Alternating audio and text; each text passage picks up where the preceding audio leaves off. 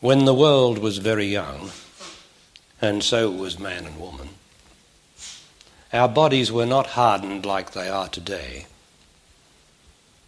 for we are very, very substantial in our bodies.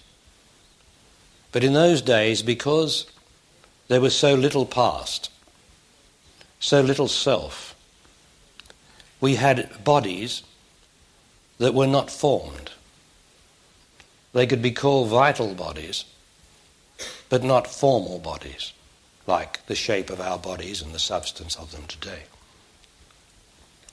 We existed as beings, each one an individual consciousness, each one, as it were, a light, just a light, a vital light. And we were connected with the developing earth, the potential of the earth's formal appearance, like we had a potential of formal appearance in us. We were connected to all of nature by this wonderful thing that we now call space. We now look across space and see each other. We have no inkling of what this space is. We just allow it to make possible to see objects in this space. But in the beginning, when life and we were very young, that space was actually love. The space that you see in front of you now is actually love.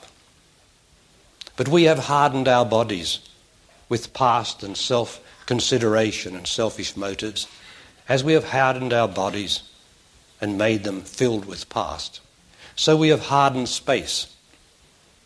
And we've taken the wonder and beauty out of space, the communication which it innately has within it. And we now communicate across space with our voices and messages. But when the world was very young, and so were we did not speak. We did not have any fancy gadgets to send messages, because we were the message.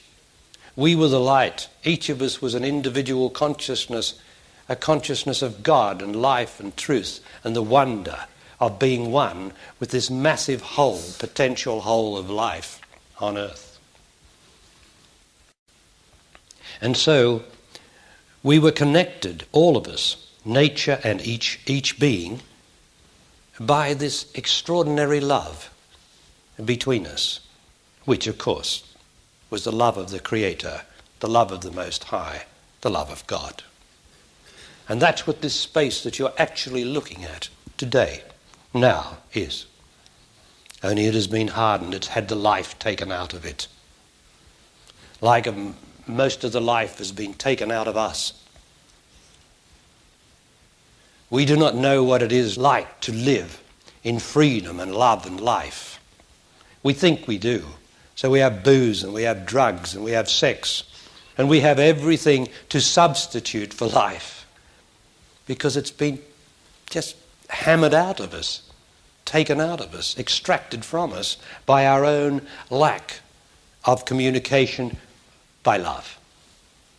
For love brings all to life.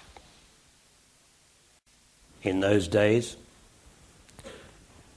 because we were and are individual consciousness, because we are not a physical body, we're just individual consciousness, and nobody can describe the shape of that, for it has no shape, except I endeavour to say it is a light. In those days, instead of going to look at a tree or sit under a tree, I could sit in a tree. Or I could sit in a flower. For I was so pure, so much like all of nature, that no part of me would sully nature. So I could sit in the tree, because I had no corruption, so little past, so little self in me, and so I had not taken form. And I communicated not with words, for words came much later as I started to lose my sense of love. I communicated by my being, by my lights or my light. Something like the firefly. Were we and are we? You know, just, you can't see it, you just see a light. And it's very beautiful in the blackness or the dark. And it flashes here and flashes there. You'd never know it was a little fly, just a little light. We were something like that. And we radiated this consciousness. Just as now, this whole consciousness that I'm talking about, when the world and we were very young, that whole consciousness is still inside your body that's listening to these words now. It's just as fresh, it's just as new, it's just untouched, it's just as perfect, it's just as beautiful as it was then, as it is now. Except that we have travelled in our intelligence. We have left our consciousness, we have become intelligent, and we have travelled out and identified with our formal bodies and the formal nature around us. Because that's what we must do, that's the way it is.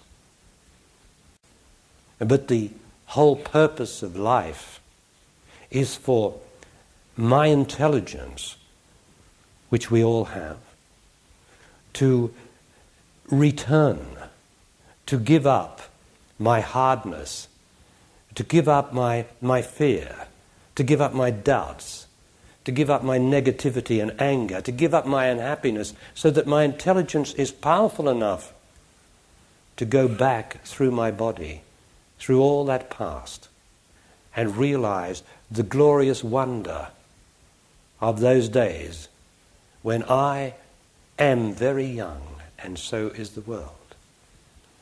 I can do that, for that is the spiritual life.